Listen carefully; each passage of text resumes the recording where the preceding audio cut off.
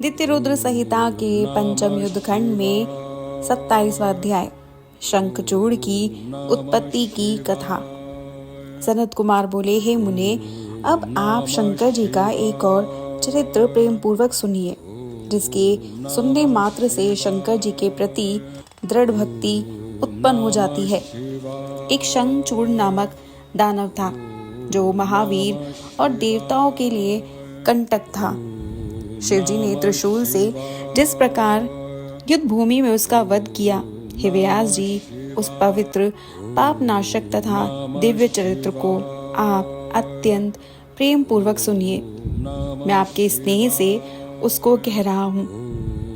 पूर्व समय में ब्रह्मा जी के मरीचि नामक पुत्र हुए। उन मरीचि के पुत्र जो कश्यप मुनि हुए, वो बड़े धर्मशील, सृष्टिकर्ता, विद्यावान तथा प्रजापति थे।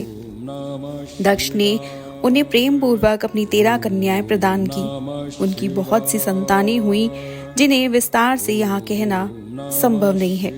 उनसे ही संपूर्ण देवता तथा चराचर जगत उत्पन्न हुआ। तीनों लोकों में उनको विस्तार से कहने में कौन समर्थ है। अब प्रस्तुत वृतांत को सुनिए, जो शिव लीला से युक्त तथा भक्ति को बढ़ाने वाला है। मैं उसको कह रहा हूँ, सुनिए।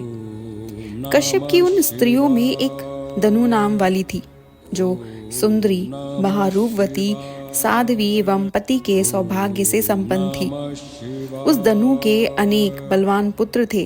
हे मुने, विस्तार के भय से मैं उनके नामों को यहाँ नहीं बता रहा हूँ। उनमें एक विप्रचिति नामक दानव था, जो महाबली और पराक्रमी था। उसका दम नामक पुत्र धार्मिक, विष्णु भक्त तथा जितेंद्रिय हुआ। उसे कोई पुत्र नहीं था, इसलिए वो चिंताग्रस्त रहता था। उसने शुक्राचार्य को गुरु बनाकर उनसे कृष्ण मंत्र प्राप्त करके पुष्कर क्षेत्र में 1,00,000 वर्ष पर्यंत घोर तपस्या की। उसने दृढ़ता पूर्वक आसन लगाकर दीर्घ काल तक कृष्ण मंत्र का जप किया। तपस्या करते हुए उस दैत्य के सर से एक जलता हुआ दुस्सह तेज निकलकर चारों ओर फैलने लगा।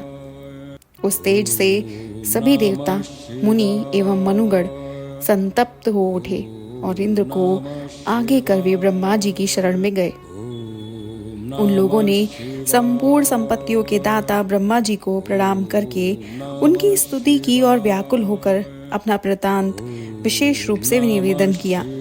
उसे सुनकर ब्रह्मा जी उन देवताओं को साथ लेकर उसे पूर्ण रूप से विष्णु जी से कहने के लिए वैकुंठ लोक गए। वहां जाकर सबकी रक्षा करने वाले त्रिलोकेश विष्णु को हाथ जोड़कर प्रणाम करके विनम्र होकर वे उन सब की स्तुति करने लगे। देवता बोले, हे देव, हम नहीं जानते कि किस तेज से हम सभी अत्यंत संतप्त हो रहे हैं। इसमें कौन सा कारण है, उसे आप बताइए। हे दीन बंधु, आप संतप्त चित्त अनेक सेवकों की रक्षा करने वाले हैं। हे रामनाथ, आप सबको शरण देने वाले हैं। हम शरणागतों की रक्षा कीजिए। सनत कुमार बोले, ब्रह्मादि देवताओं की ये बात सुनकर शरणागत वत्सल भगवान विष्णु जी हंसते हुए प्रेम पूर्वक कहने लगे। विष्णु जी बोले, हे देवताओं, आप लोग निश्चिंत तथा शांत रहिए और भयभीत नहीं होइए। प्रलय काल अभी उपस्थित नहीं हुआ है और ना तो कोई उपद्रव ही होने वाला है। मेरा भक्त दम नामक दानव तप कर रहा है। वो पुत्र चाहता है, इसलिए मैं उसे वरदान देकर शांत कर दूंगा। सनत कुमार बोले, हे मुने, विष्णु जी के ऐसा कहने पर ब्रह्मा आदि वो सभी देवता धैर्य धारण कर पूर्ण रूप से स्वस्थ होकर अपने अपने निवास स्थान को चले गए। भगवान विष्णु भी वर देने के लिए पुष्कर क्षेत्र में गए, जहाँ वो दम नामक दानव तप कर रहा था। वहां जाकर विष्णु ने अपने मंत्र का जप करते हुए उस भक्त को सांत्वना देते हुए मधुर वाणी से कहा, वर मांगो। तब विष्णु का ये वचन सुनकर तथा उनको अपने सामने खड़ा देखकर उसने महाभक्ति से उन्हें प्रणाम किया तथा बार बार उनकी स्तुति की। दम बोला, हे देव, हे कमल लोचन, हे रमानाथ, हे त्रिलोकेश,